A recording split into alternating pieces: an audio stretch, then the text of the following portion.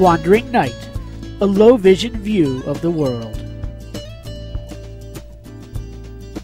Episode 15, the Ann Arbor Art Fairs.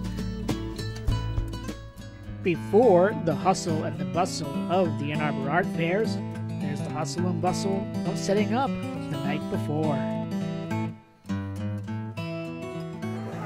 Welcome to the Ann Arbor Art Fair. It's our third full day. Yep. And it's pretty busy here on this mostly sunny day. It's a little cooler today than it was yesterday and the day before. Of course, the first day we had that spot of rain. I'm here at the Liberty Street portion of the art fair by Liberty and Main. And although we say the Ann Arbor Art Fair, it's really the art fairs because there are four of them, the oldest of which is the original street art fair down by, I believe, North University is where that one's actually officially located. And that one's 50 years old. And you've got other things going on for almost as long. For example, Mr. B has been playing his corner over on North University for the past 30 years, and I'll have more to say about that later on. But for now, we're just going to wander on through. It's easy to forget just how large the art fairs are. They take up all of downtown, covering Liberty Street, Main Street, North and South University, Church Street, and much more. And what are you getting out of the art fair, Linda? Why do you come? I just enjoy the excitement and the people and just everything. All these things to look at. There's so much to see. There's so much art here. So I just enjoy walking through and gathering as much visuals as I can. So it's more about soaking up the experience, soaking up watching the people, and exactly. Schmoozing with the crowd. Yeah, just being out here amongst all these people. Now, have you had a chance to see all of the art fair? It's pretty large. Almost all of it, I think. Really? Wow. Anything really caught your eye this year? Well, there was sculptures that looked very human. Actual bell and the huge sculptures that they have. All right. Thank you very much, Linda. You're welcome.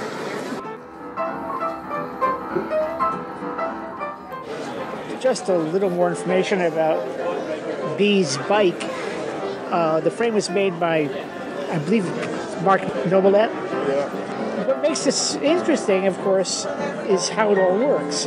Yeah, I actually rode the thing around the state, so I have a pretty good idea. Yeah, that's why you tell us. How does it work? Okay, well, yeah, I can give you a couple of pointers. Mark rides around on the front of it here. And then there's two little prongs in the back that you can stick pusher bikes into. What you do is you unhook your front wheel, and then there's some fasteners that are identical to the ones you would find on a bike wheel. And you just stick it in there, fasten it down, and then as you pedal, your rear wheel generates power and can help push the thing forward. So it was Mark and myself for the bulk of the journey, about 100 miles of it or so, and then we got John Rutherford to help us out, who's one of Mark's best friends. Really, really good cyclist. Who helped push us from Okemos to Chelsea. So the two rear bikes, they're in the center there, but on either side of these outside wheels here. Right, exactly. And they're pushed. Yep. So you guys can't really see very much because you're behind the piano. That's right. I mean, what I do is purely brute power. Nothing I do has any finesse in it at all. It's actually a lot like riding an exercise bike. I can't steer, I can change gears, and I can brake. The gear changing is fairly important. The braking, I do it if it's an emergency stop, but we don't have very many of those. So do you guys have any communications between you? I mean, back and forth? Yeah, mostly we do. We have little bells on both of our bikes. His has a little bear on it. Mine has a squirrel. So we'll just kind of, ding to each other. But it's more for fun than anything else. Right. And you rode 150 miles? Yeah, 150 miles. One day we had, I believe I said that, 50 miles in one day. Right, heard about that. That must have been hard. Yes, it was. As you can see, The art fair is more than just art. There's music of all sorts. Mr. B is a perennial favorite. He's been playing on this spot for 30 years now, though the piano bike is new.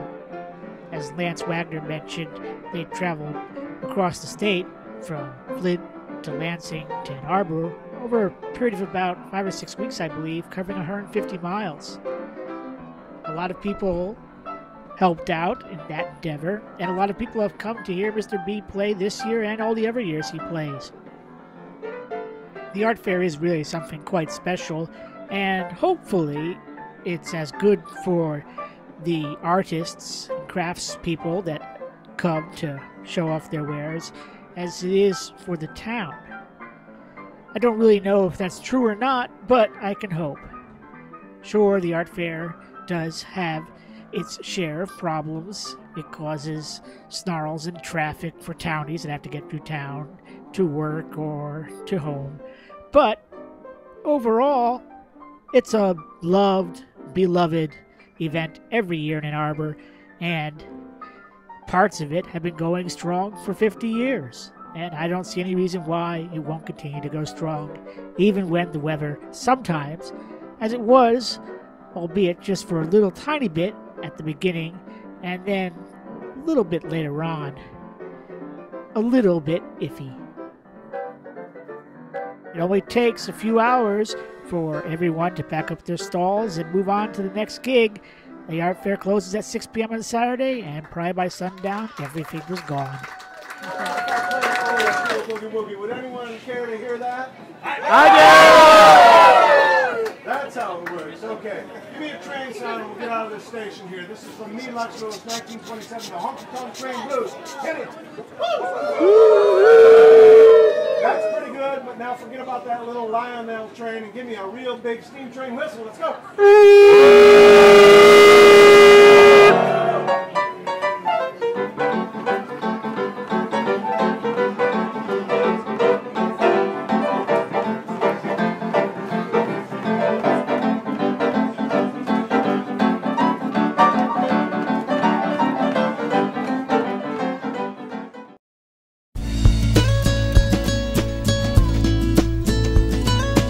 Thank you for listening to Wandering Night, a show that explores the world from a low-vision point of view.